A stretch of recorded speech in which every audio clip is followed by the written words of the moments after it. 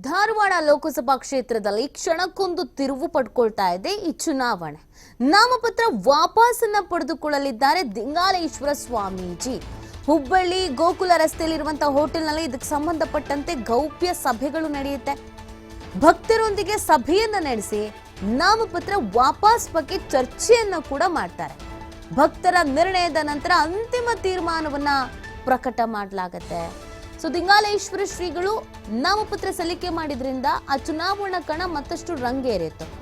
ಬಹಳಷ್ಟು ಮನವಿಯನ್ನ ಮಾಡಿಕೊಳ್ಳಲಾಗಿತ್ತು ಬಿಜೆಪಿಯ ಮುಖಂಡರುಗಳು, ನೀವು ಎಲೆಕ್ಷನ್ಗೆ ನಿಂತ್ಕೋಬೇಡಿ, ಈ ನಾಮಪತ್ರವನ್ನು ವಾಪಸ್ ಪಡ್ಕೊಳ್ಳಿ ಅಂತ.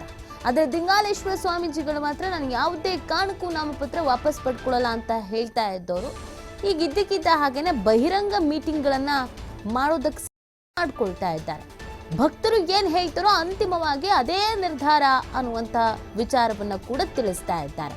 ಸೊ ಏನ್ ಬೆಳವಣಿಗೆ ಆಗ್ತಾ ಇದೆ ಅನ್ನೋದು ಈಗಿರುವಂತ ಪ್ರಶ್ನೆ.